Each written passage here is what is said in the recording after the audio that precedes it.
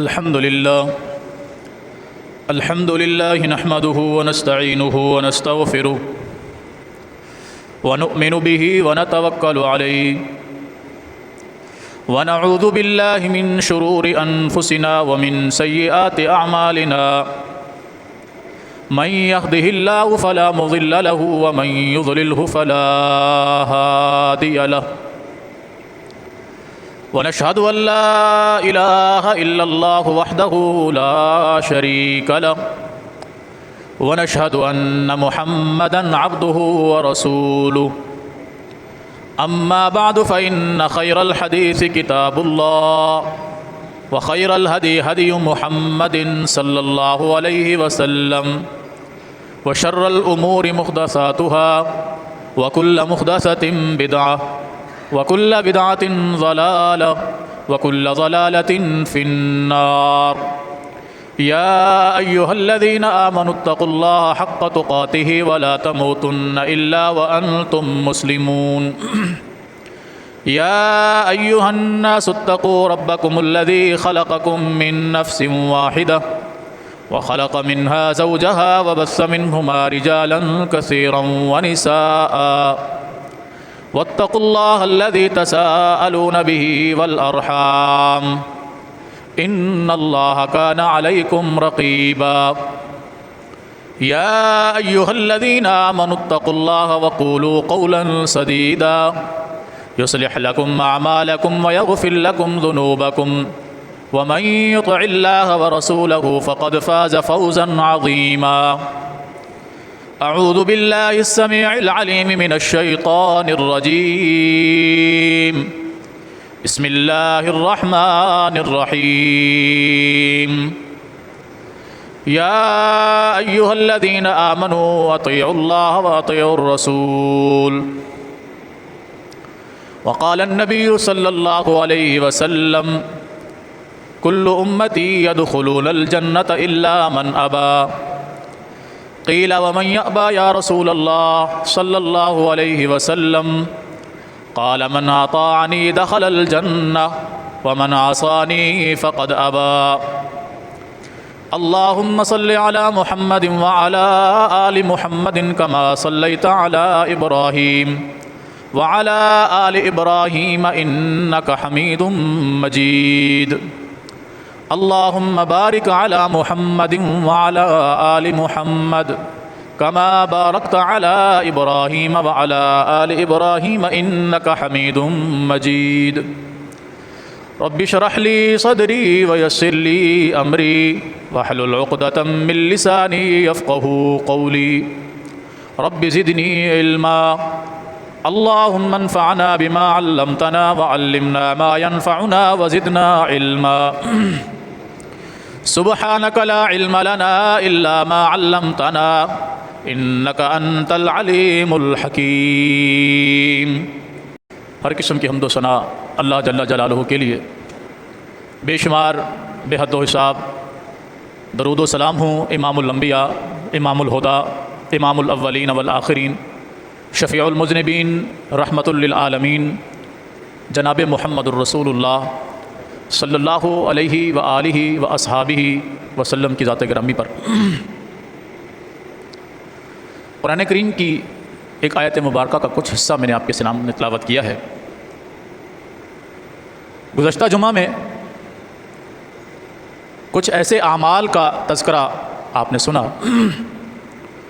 جسے لوگ ثواب سمجھ کر کرتے ہیں، دین سمجھ کر کرتے ہیں، مگر اس کا تعلق نہ ثواب کے ساتھ ہے نہ دین کے ساتھ ہے، بلکہ انسان کے نقصانات کے ساتھ۔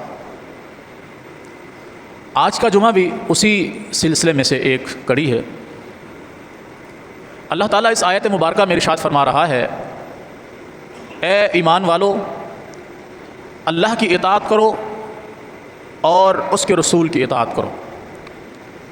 وَلَا تُبْطِلُوا أَعْمَالَكُمْ، اللہ اور اس کے رسول کی اطاعت کو چھوڑ کر کوئی ایسا عمل نہ کرو جس سے تمہارے کیے گئے اعمال برباد ہو جائیں۔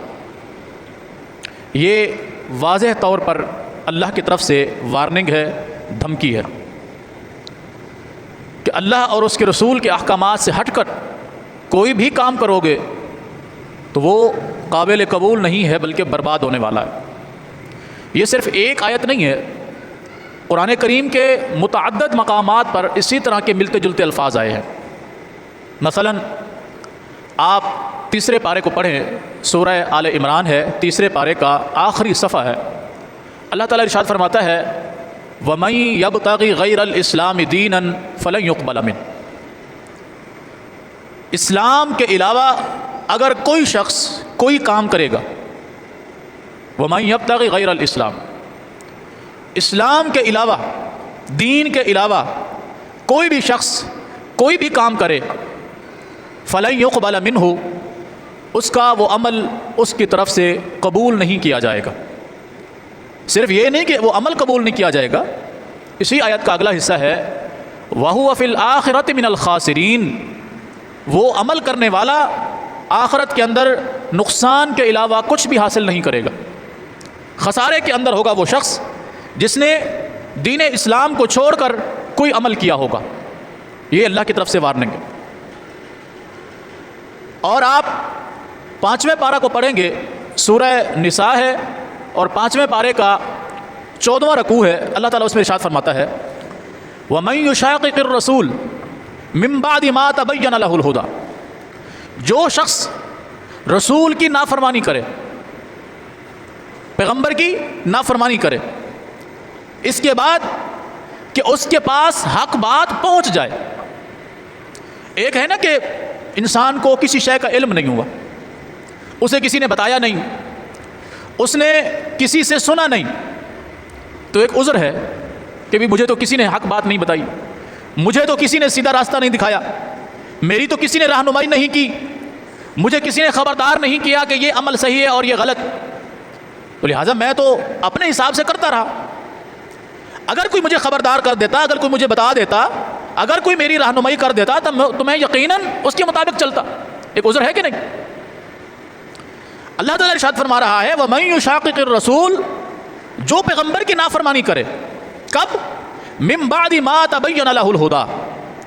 اللہ کی عزت کی قسم، یہ قرآن کریم میرے ہاتھ میں ہے، جمعہ کی نماز کے بعد ہمارے پاس ترجمے والے قرآن کریم مختلف مکاتب فکر کے پڑے ہوئے ہیں، اس آیت مبارکہ کا ترجمہ پڑھ لیجئے گا۔ یعنی ایسا نہیں ہے کہ اس ممبر پہ کھڑے ہو کر ہم صرف وہ بات کریں کہ جو کہیں جی ہمارے مسلک میں ایسا ہے، نہیں، اس زبان سے جو بھی جملہ نکلے گا یا اللہ کے قرآن میں سے ہوگا یا محمد مصطفیٰ کے فرمان میں سے ہوگا صلی اللہ علیہ وسلم۔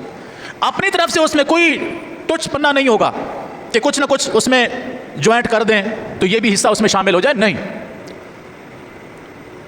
یہ قرآن کریم پوری دنیا کے لیے ہے، مشرق سے مغرب، شمال و جنوب، کالا گورا، عربی اجمی، امیر غریب، آزاد غلام، مرد عورت، سب کے لیے یہ قرآن راہ ہدایت ہے جو اس کو سمجھنا چاہے۔ اللہ ارشاد فرما رہا ہے وَمَن يُشَاقِقِ الرَّسُولَ، جو پیغمبر کی نافرمانی کرے، کب؟ جب وہ ان پڑھ تھا، جب وہ جاہل تھا، جب اسے علم نہیں تھا، نہیں، مِن بَعْدِ مَا تَبَيَّنَ لَهُ الْهُدَى، جب ہدایت اس پر واضح کر دی گئی، اس تک حق بات پہنچ گئی، اسے بتا دیا گیا کہ اچھے طریقے سے چھان بین کر لو یہ عمل اللہ اور اس کے رسول نے کیا ہے یا نہیں کیا، کیا ہے تو دین ہے، نہیں کیا پھر یہ دین نہیں ہے۔ یہ اللہ اور اس کے رسول کے فرامین میں یہ عمل شامل ہے کہ نہیں؟ شامل ہے تو دین ہے، نہیں ہے تو وہ اسے چھوڑ دو۔ کرتے رہو گے دنیا بھی برباد ہو جائے گی، آخرت بھی برباد ہو جائے گی۔ من بعد ما تبین لہ الہدی، حق بات اس پر واضح ہو گیا، دین اس تک پہنچ گیا اور اس نے اپنی روش کو جاری رکھا۔ وَيَتَّبِعْ غَيْرَ سَبِيلِ الْمُؤْمِنِينَ، مومنوں کے علاوہ وہ لوگوں کے بنائے ہوئے طریقے پر چلتا رہا۔ مومنوں کا طریقہ کون سا ہے؟ اللہ اور اس کے رسول کا طریقہ۔ اور غیر مومن کا طریقہ کیا ہے کہ اس نے بھی جو کہا، آخر وہ بھی تو کچھ نہ کچھ حیثیت رکھتا ہے نا، اتنا بڑا عالم ہے، اتنا بڑا مفتی ہے، اتنا بڑا بزرگ ہے، وہ ایسے بات کر دے گا، اسے اپنی آخرت کی فکر نہیں؟ آخر اس کے پاس بھی تو کچھ نہ کچھ دلیل ہوگی نا، ہوگی، کیا ہوگی؟ کبھی پوچھا ہے کہ دلیل ہے کہ نہیں؟ یہ ہوگی والی جو بیماری ہے اس نے امت کو برباد کر دیا۔ پوچھو حضرت جو آپ نے بات کہی اللہ کے قرآن میں کس جگہ پر موجود ہے یا میرے پیغمبر کے فرامین میں سے کس جگہ پر موجود ہے؟ یہاں پر آ کر مسئلہ واضح ہو جائے گا، بجائے اس کے کہ اس چکر میں انسان رہے کہ اس کے پاس بھی کوئی دلیل ہوگی۔ تو ایسے تو وہ نہیں کر رہا. تو یہ ہوگی والی بیماری ہے, اس نے امت کا ستیہ ناش کر دیا, شرازہ بکھیر دی.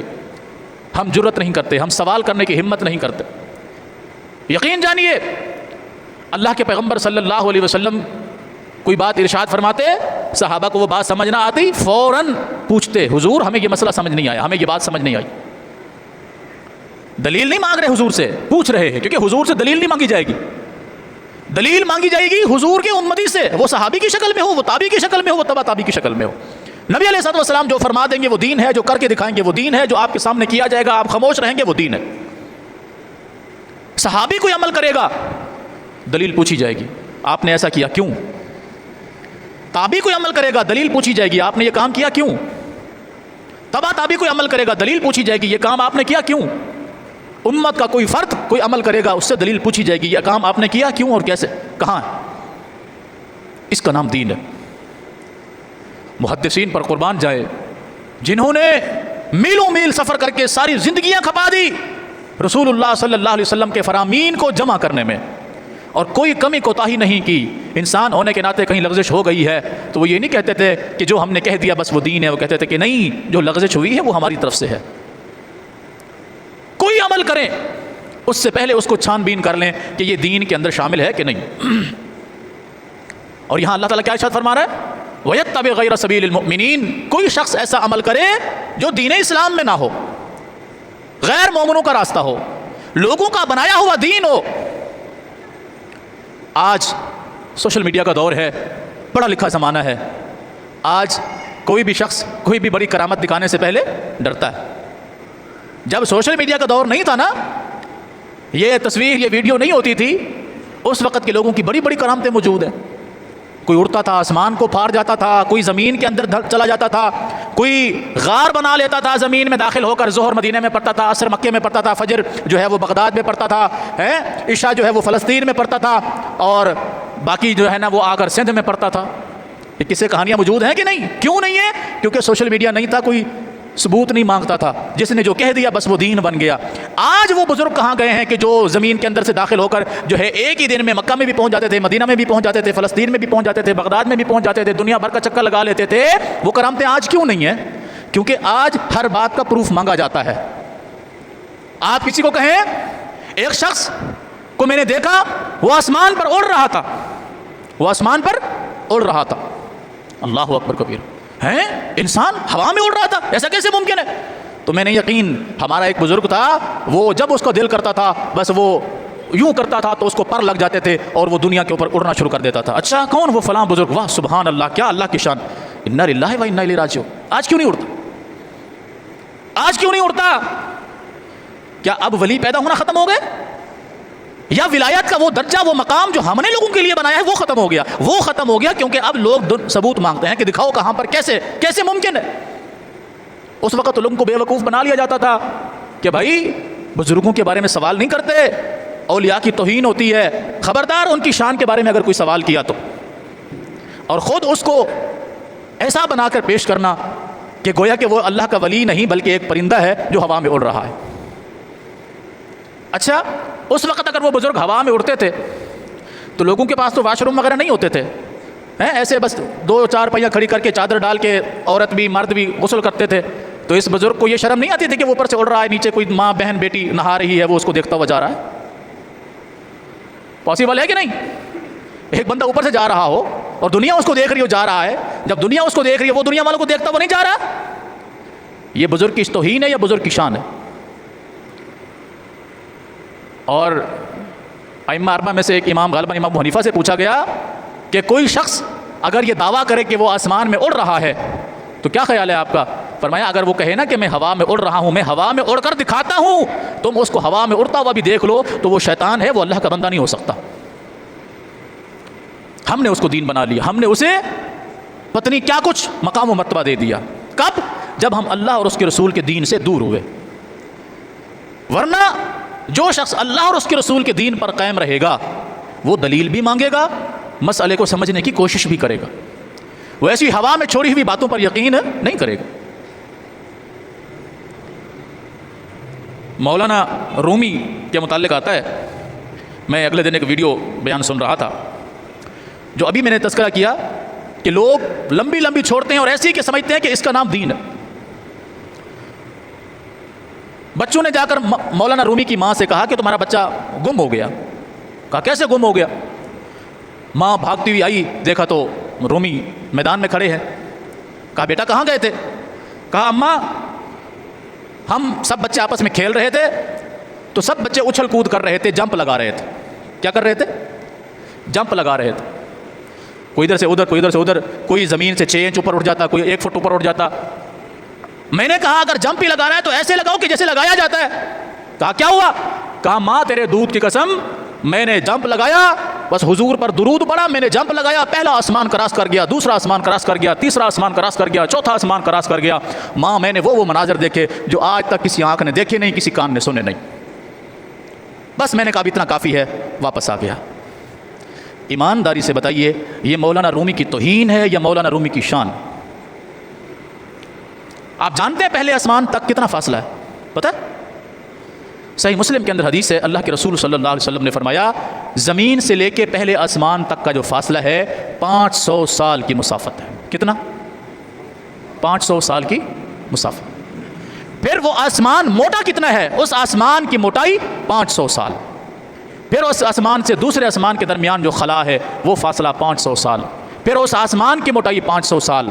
پھر اس کے درمیان تیسرا آسمان, اس کی موٹائی 500 سال. یعنی ہر آسمان کا فاصلہ اس کے دوسرے آسمان تک کا وہ بھی 500 سال, اس آسمان کی موٹائی بھی 500 سال. اسی طرح 7 آسمانوں کے درمیان یہ فاصلہ اور ان کے درمیان یہ موٹائی, اور پھر اس کے بعد 500 سال کا فاصلہ جہاں اللہ تعالیٰ کا عرش ہے, پھر اس کے اندر 500 سال کا فاصلہ جہاں اللہ تعالیٰ کی کرسی. اللہ اکبر کبیر. اور یہ چوتھے آسمان تک ہو کر آئے ہیں. چوتھے آسمان تک کتنا 100 کلومیٹر بنتا ہے بتائیے؟ 5 چوک 20. 2000 سال کی مسافت مولانا رومی نے چند لمحوں میں کر لی. 2000 سال. اور پھر اس پر لوگ دلیل دیتے ہیں, کہتے ہیں اللہ کے رسول کو معراج نہیں ہوا تھا. اللہ تم لوگوں کو ہدایت دے, کہاں تم کس بندے کو کس کے ساتھ ملا رہے ہو یار؟ کوئی عقل سے بھی کام لو. وہ کہتے ہیں اللہ کے رسول کو معراج نہیں ہوئی تھی. مولانا رومی تو چوتھے آسمان تک گئے. اللہ کے رسول تو حرم سے لے کے مسجد اقصیٰ گئے, مسجد اقصیٰ میں ان کو نماز پڑھائی, وہاں سے 7 آسمانوں کا سفر کیا, پھر اللہ کے عرش کے قریب گئے, اللہ سے ملاقات کی. تو اگر وہ کر سکتے تو مولانا رومی کیوں نہیں کر سکتے؟ ایمانداری سے بتائیے یہ ایک مسلمان کے شایان شان ہے کہ اپنے جھوٹ پر اس طرح انسان کو دلیل دینا, قائل کرنا. اور اللہ کی عزت کی قسم, اللہ کے جتنے نیک لوگ بزرگ گزرے ہیں سب ان باتوں سے بری و ذمہ ہے. جس بزرگ کی طرف جو کہانی منسوب کی جاتی ہے, اللہ کی عزت کی قسم اس کو اس کی خبر ہی نہیں ہے, اور وہ اس سے باعزت بری ہے. ہم اس کو بری و ذمہ سمجھتے ہیں. جو کہے کہ نہیں اس میں یہ خوبیاں ہیں, فلاں میں یہ کوالٹیاں ہیں, کوئی آسمان میں اڑ سکتا ہے. لال شہباز قلندر کے متعلق کیا ہوتا ہے؟ لال شہباز کرے پرواز جانے راز دلاں دے. آسمانوں میں اڑے اور لوگوں کے دلوں کے راز جانے. لوگوں کے دلوں کے راز کون جاتا ہے؟ اللہ کے علاوہ کوئی جانتا ہے؟ انہو علیم بذات الصدور. اللہ ہی ہے جو لوگوں کے دلوں کے راز جانتا ہے. یہ صفت کس کی ہے؟ اللہ کی. اللہ کے علاوہ کسی کی یہ صفت نہیں ہے کہ وہ کسی کے دل کے اندر آنے والے خیال کو جان سکے. جو جس کو تم یہ کہہ رہے ہو کہ شہباز کرے پرواز تے جانے راز دلاں دے, کہ وہ پرواز کرے آسمانوں میں اور لوگوں کے دلوں کے راز جان لیتا ہے, اسے تم نے کیا بنا دیا؟ اللہ کا شریک نہیں بنا دیا. کائنات میں کون ہے جو اللہ کی صفت پا سکتا ہو؟ کوئی نہیں پا سکتا. غالباً امام ابن قیم کے پاس ایک شخص آئے اور ان کے متعلق بتایا گیا کہ یہ شخص جو ہے نا غیب کا علم رکھتا ہے. کیا رکھتا ہے؟ غیب کا علم. اچھا, غیب کا علم, اس سے آپ جو بھی پوچھیں گے بتائے گا. ٹھیک ہے. آمنا سامنا ہوا تو کہنے لگے میں نے سنا ہے تم غیب کا علم رکھتے ہو. تو کہنے لگا ہاں جی بالکل میں غیب کا علم رکھتا ہوں. تو کہا کچھ سوال و جواب ہو جائے؟ تو کہا بالکل آپ کر کے دیکھیے. تو انہوں نے کہا کہ میرا ایک سوال ہے, میرا ایک سوال ہے. اب دیکھنا اسی نقطے کے اندر اس کی بولتی بند ہو جاتی ہے. کہا میرا ایک سوال ہے. اس نے کہا کیا سوال ہے؟ تو کہنے لگے سبحان اللہ, تم غیب کا علم بھی جانتے ہو اور تمہیں یہ پتہ بھی نہیں کہ میرا سوال کیا ہے. جب تم غیب کا علم جانتے تھے تو میں تم سے کیا پوچھنے والا ہوں اس کا بھی تمہیں علم ہونا چاہیے تھا نا. غیب کا علم کسے کہتے ہیں؟ کہ کسی بھی شے کا علم بغیر کسی ذرائع کے علم ہو جانا. یہ اللہ کی صفت. اللہ کو کسی بھی شے کے علم، اس کی معلومات کے لیے کسی ذرائع کی ضرورت نہیں پڑتی. ذرائع کتنے ہیں؟ زبان سے کسی شے کا چکھنا. مثلا کوئی شے سامنے شے پڑی ہے، اس کا ذائقہ کیسے ہے، وہ کیا محسوس کرے گا؟ اس کو کان، ناک یا زبان؟ زبان اس کا ذائقہ محسوس کرے گی. اس میں خوشبو ہے یا بدبو، کون محسوس کرے گا؟ زبان یا ناک؟ ناک. وہ شے لیکوڈ میں ہے یا ٹھوس ہے یا کس کلر کی ہے، کیا اس کو محسوس کرے گی؟ آنکھ یا کان سے پتہ چل جائے گا یہ پیلے کلر کی ہے، نیلے کلر کی ہے، کیا محسوس کرے گی؟ آنکھ. کتنی چیزیں ہوں گی؟ 3. زبان، ناک اور آنکھ. اس کے اندر آواز پیدا ہوتی ہے یا نہیں؟ وہ اس آواز کو محسوس کیا کرے گا؟ کان. یہ چیز کیسے ہوگی، یہ خیال کہاں آئے گا؟ دل میں. اس کو کہتے ہیں حواس خمسہ. حواس خمسہ 5 ایسی چیزیں جس کے ذریعے کسی بھی شے کے متعلق معلومات حاصل کی جا سکتی ہو. انسان اگر کسی بھی شے کے حوالے سے کوئی معلومات حاصل کرے گا، ان 5 چیزوں میں سے کسی ایک شے کا استعمال کرے گا. مثلا میں ایک اچھا موبائل خریدنا چاہتا ہوں، تو خریدنا چاہتا ہوں موبائل، وہ خیال کہاں پر آیا؟ میرے دل کے اندر آیا کہ اب یہ چیز پرانی ہو گئی ہے، مجھے نہیں لینی چاہیے. کہاں آیا؟ 5 چیزوں میں سے ایک چیز استعمال ہو گئی. میں فلاں چیز کھانا چاہتا ہوں، میں نے آج تک اس کو چکھا نہیں ہے، وہ اس کا ذائقہ کون محسوس کرے گا؟ زبان. مجھے فلاں خوشبو بڑی پسند ہے، جس کا ناک بند ہوگا اس کو خوشبو کی پرواہ ہوگی؟ یار میں فلاں عالم کو یا فلاں چیز کو سننا چاہتا ہوں، مجھے بڑا شوق ہے، جو بہرا ہے وہ سنے گا. مجھے فلاں چیز کو دیکھنے کا بڑا شوق ہے، اندھا دیکھے گا. 5 چیزوں میں سے کسی ایک شے کا استعمال ہوگا تو اس کے بارے میں معلومات ہو سکتی ہے. اللہ کو ان 5 چیزوں میں سے کسی شے کی ضرورت نہیں ہے. اللہ تعالیٰ کو نہ کان سے کسی شے کے سننے کی ضرورت، نہ آنکھ سے کسی شے کو دیکھنے کی ضرورت، نہ زبان سے کسی شے کو چکھنے کی ضرورت، نہ ناک سے کسی شے کو سونگھنے کی ضرورت، نہ دل میں اس کا خیال آنے کی ضرورت. اس لیے کہ ساری کائنات اور اس کے اندر موجود ہر شے اس کی تخلیق ہے. وہ کہتا ہے کن ہو جا فیکون، وہ ہو جاتی ہے. اب جس شخص کو کوئی آدمی کوئی ایسی صفت دے دے کہ فلاں آدمی ایسا کر سکتا ہے، اس نے اس کو اللہ کے ساتھ ٹھہرا دیا کہ نہیں ٹھہرا دی؟ ٹھہرایا کہ نہیں ٹھہرایا؟ دین پھر کس کا نام ہے؟ اس لیے میں نے گزارش کی کہ اللہ رب العالمین ارشاد فرماتا ہے وَمَن يُشَاقِقِ الرَّسُولِ مِن بَعْدِ مَا تَبَيَّنَ لَهُ الْهُدَى. جو رسول کی نافرمانی کرے، کب؟ ہدایت آ جانے کے بعد.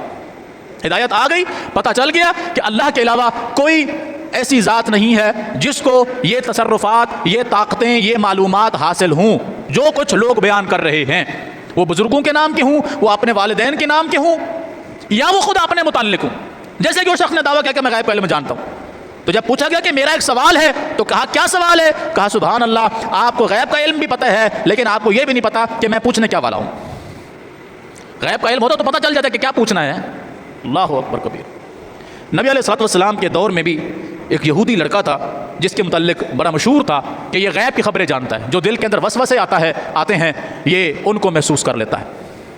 نبی علیہ الصلوۃ والسلام کا آمنا سامنا ہوا اس کے ساتھ کچھ شیطانی طاقتیں، قوتیں تھیں، یعنی جنات اس کے تابع تھے، جس کی وجہ سے وہ لوگوں کے حالات معلوم کرتا تھا. ہمارے ساتھ یہ جو بیٹھے ہوئے نا کرامن کاتبین، لکھنے والے، ہماری ساری معلومات ان کے پاس ہیں. ہم اچھائی کر رہے ہیں، اچھائی سوچ رہے ہیں، کیا کر رہے ہیں، وہ ساری معلومات ان کے پاس ہے. ہم نے سبحان اللہ کہا، الحمدللہ کہا، نماز پڑھی، قرآن پڑھا ہے، نماز کے لیے جانے کا ارادہ کیا، تو جب ارادہ کر لیا تو ان کو معلوم ہوگا کہ اس نے ارادہ کر لیا. ارادہ کیا کرنے والے ہیں وہ ان کو بھی معلوم نہیں. اچھائی کا ارادہ کرنا، اس ارادہ کرنے کے بعد نیکی لکھنے والے کو معلوم ہوتا ہے کہ اس نے اچھائی کا ارادہ کیا ہے. ارادہ کرنے سے پہلے اس کو بھی معلوم نہیں ہوتا کہ یہ نیکی کا ارادہ کر رہا ہے. برائی کرنا یا برائی کرنے کا ارادہ کرنا، جب انسان ارادہ کر لیتا ہے تب برائی لکھنے والے کو معلوم ہوتا ہے کہ اس نے برائی کرنے کا ارادہ کر لیا ہے. جب کرتا ہے تب وہ معاملہ اس کو معلوم ہو جاتا ہے کہ اس نے کر بھی لیا ہے. ارادہ کرنے سے پہلے ان کو معلوم نہیں ہوتا.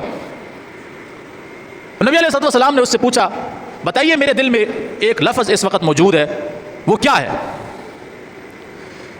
اس نے کافی دیر سوچ و بچار کی اور کہنے لگا کہ دخ دخ، یہ لفظ آپ کے سینے میں آ رہا ہے. کیا محسوس ہو رہا ہے؟ دخ. دخ کہتے ہیں دھوئیں کو. کس کو؟ دھواں. اور دخ سورہ دخان قرآن کریم کے اندر موجود ہے.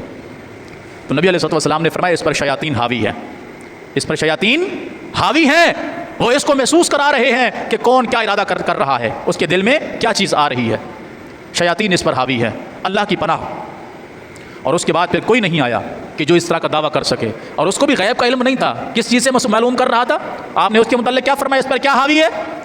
یہ نہیں فرمایا کہ اللہ کی ذات کے ساتھ اس کا بھی کوئی براہ راست لنک ہے، اس کو ساری معلومات وہاں سے مل رہی ہیں، فرمایا اس پر شیاطین حاوی ہیں۔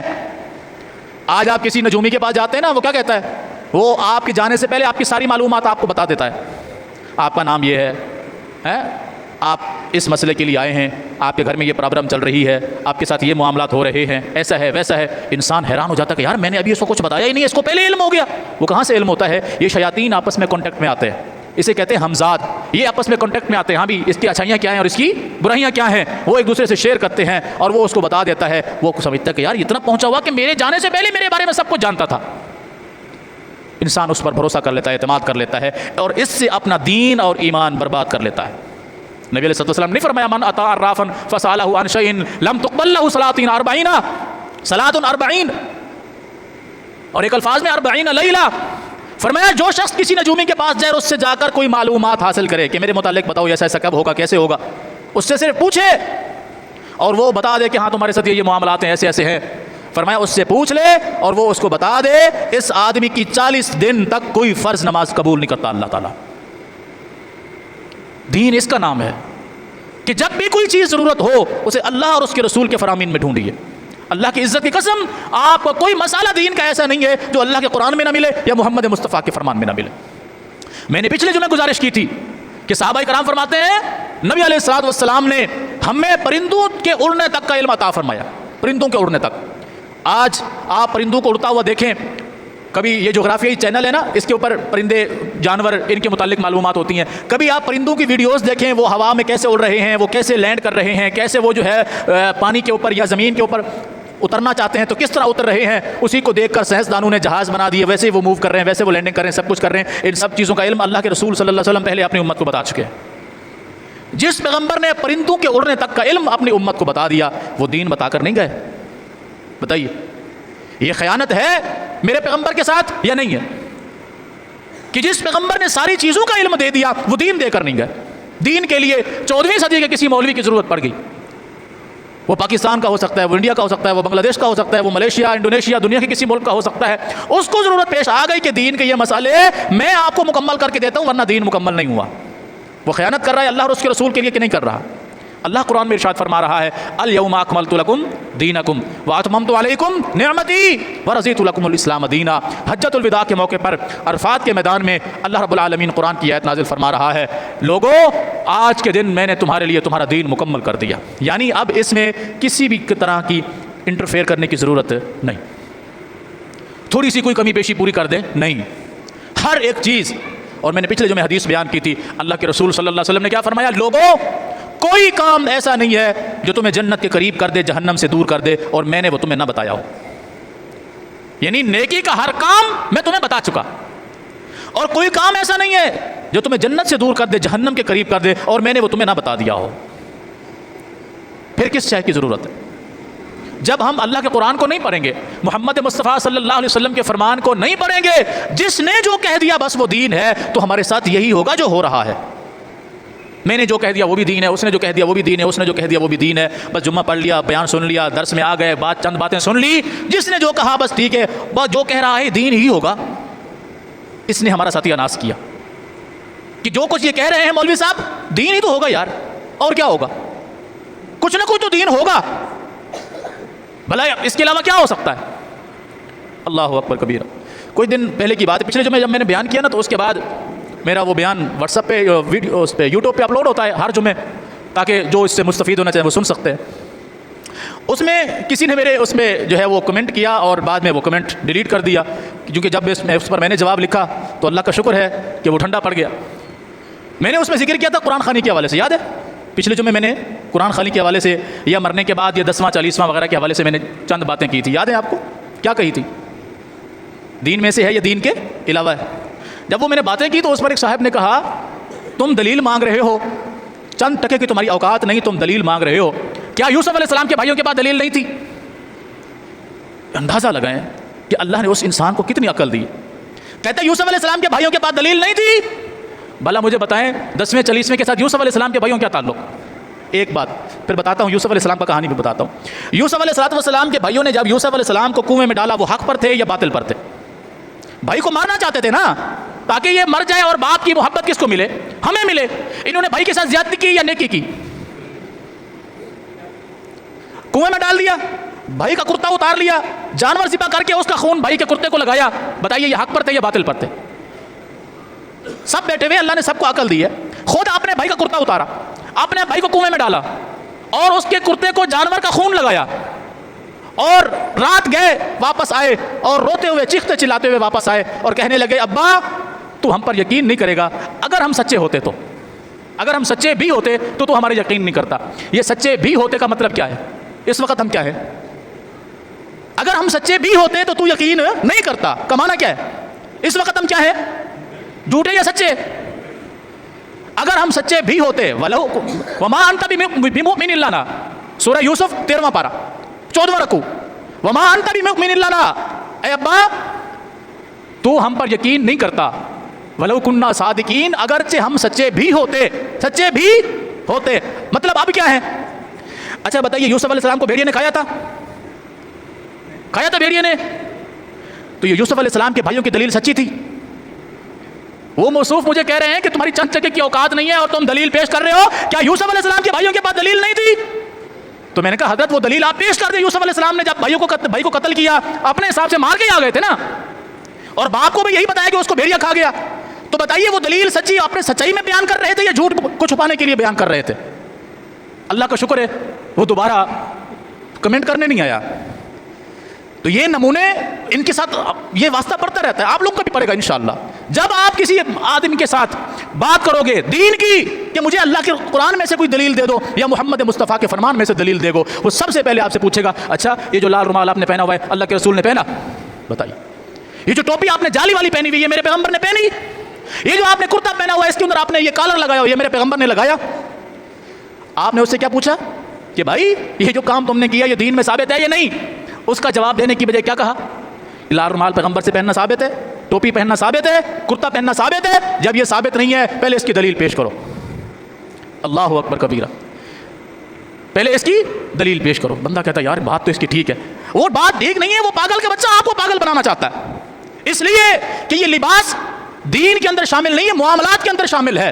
معاملات کے اندر کسی شے کے منع کی دلیل چاہیے ہوتی ہے, اور اعمال کے اندر دین کے اندر کسی شے کے ہونے کی دلیل ضرورت ہے. دنیا کے کسی بھی قانون دان سے پوچھئے جو علم کے متعلق تھوڑی سی بھی شدھ بدھ رکھتا ہوگا نا, تھوڑی سی بھی فہم رکھتا ہوگا, دین کے متعلق اس کو تھوڑا سا بھی علم ہوگا, گرامر کے متعلق اس کو تھوڑا سا علم ہوگا, قرآن و سنت کے اصول کے مطابق اس کو تھوڑا سا بھی علم ہوگا, تو وہ کبھی بھی اس طرح کی بونگی نہیں مارے گا کہ بھائی یہ کہاں سے ہے وہ کہاں سے ہے. اس کو معلوم ہے کہ لباس اور کاروبار یہ ساری چیزیں یہ معاملات کے اندر شامل ہیں. دینی معاملات جتنے ہیں یہ سارے دین کے اندر شامل ہیں. اس کی ایک مثال دیتا ہوں میں آپ کو. نبی علیہ الصلوۃ والسلام نے صحابہ سے فرمایا کہ یار یہ تم کھجور کے اندر جو نر کا خوشہ چھڑکتے ہو اس کو اگر تم نہ کرو تو کیا خیال ہے؟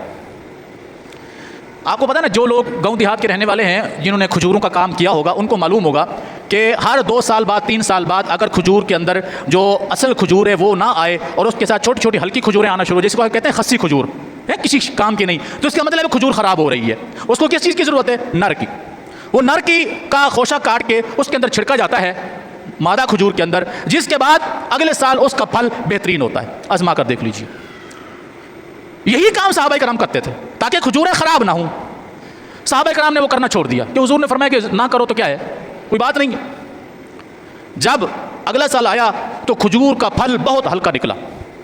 میکسیمم کھجور کون سی تھی؟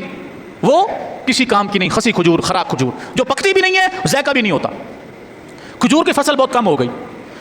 نبی علیہ السلام نے فرمایا یہ کیوں ہوا؟ وہ کہنے لگے اللہ کے رسول صلی اللہ علیہ وسلم آپ نے اس دن کہا تھا نا کہ یہ اگر نہ کرو, تو ہم نے کہا حضور نے فرما دیا نہ کرو تو ہم نے نہیں کیا. فرمایا لوگو انتم بامور اعلم بامور الدنیا, تم دنیا کے معاملات کو مجھ سے زیادہ بہتر جانتے ہو کیونکہ تمہارا یہ کام ہے, یہ فیلڈ ہے تمہاری, اور میں دین کے متعلق تم سے بہتر جانتا ہوں. لہٰذا جو تم معاملات زندگی کرتے ہو اپنے حساب سے کیا کرو, اپنے حساب سے کیا کرو. دین کے متعلق جو تمہیں معلومات ہو مجھ سے لیا کرو. صحابہ نے پھر وہی کام کرنا شروع کیا. آج بھی آپ چلے جائیں سندھ بلوچستان یا جن علاقوں میں کھجوریں ہیں, آپ ان سے پوچھئے کہ کھجور کے اندر آپ نر کا خوشہ ڈالتے ہیں کہ نہیں ڈالتے. یہ معاملات زندگی میں سے ہیں, کاروبار کے اندر, دنیا کے معاملات میں سے ہیں. اسی طرح لباس, کوئی پوچھتا ہے کہ جی یہ پکی مسجد بنانا اسلام میں ثابت ہے کہ نہیں, یہ پنکھے لگانا اسلام میں ثابت ہے کہ نہیں, یہ جو تم بریانی کھاتے ہو یہ اسلام میں ثابت ہے کہ نہیں, جہاز میں تم سفر کرتے ہو دین میں ثابت ہے کہ نہیں, پیغمبر نے کب جہاز میں سفر کیا, پیغمبر نے کب بریانی کھائی. اللہ کے بندے, رسول اللہ صلی اللہ علیہ وسلم کے دور میں بھی چاول موجود تھے, لیکن مکہ کے اندر موجود نہیں تھے. مکہ خشک سالی کا موسم کی جگہ تھی, اور چاول پانی کی زمین میں ہوتا ہے, جہاں پانی زیادہ ہوتا ہے, حلال اور پاکیزہ چیز ہے. اگر نبی علیہ السلام کے پاس چاول موجود ہے تو حضور نہ کھاتے؟ حضور نے مکئی کی روٹی کھائی کہ نہیں کھائی, جو کی روٹی کھائی ہے کہ نہیں کھائی, گندم کی روٹی کھائی ہے کہ نہیں کھائی؟ اگر چاول وہاں موجود ہے تو نبی علیہ السلام نہ کھاتے؟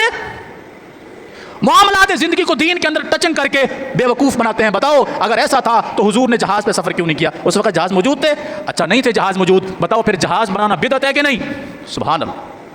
اللہ تعالیٰ قرآن میں فرماتا ہے وَيَخْلُقُ مَا لَا تَعْلَمُونَ, اللہ آگے آگے ایسی ایسی چیزیں پیدا کرے گا جن کو ابھی تم نہیں جانتے. اور پتہ ہے یہ آیت کہاں پر ہے؟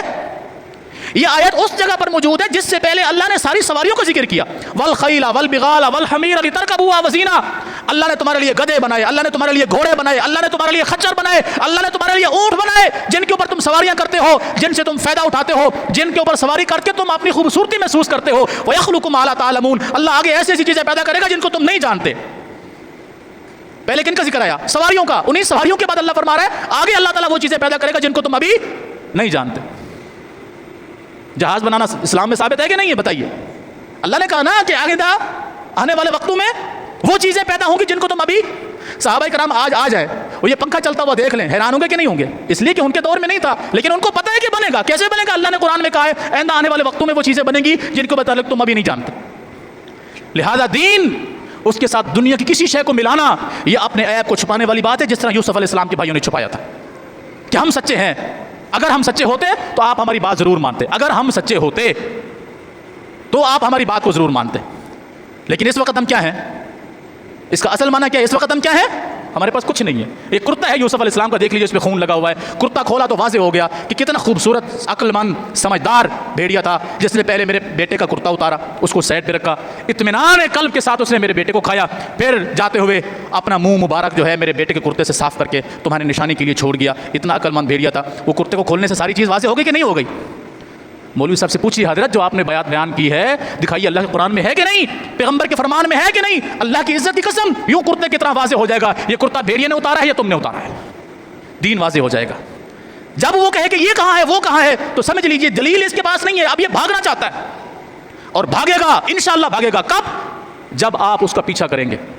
اس لیے دین کو سمجھیے, دین میرے باپ کا نہیں ہے, آپ کے باپ کا نہیں ہے, کسی کے باپ کا نہیں ہے. دین اللہ اور اس کے رسول کے احکامات کا نام ہے. جو مانے گا کامیاب ہوگا, جو نہیں مانے گا اسی طرح بھٹکتا رہے گا جیسے آج بھٹک رہا ہے. اللہ ہم سب کو ہدایت نصیب فرمائے, قرآن و سنت کا فہم نصیب فرمائے, اور اللہ اور اس کے رسول کے احکامات کے ساتھ اللہ ہمیں جڑنے کی توفیق عطا فرمائے. اقول قولی ھذا واستغفر اللہ لی ولکم ولسائر المسلمین.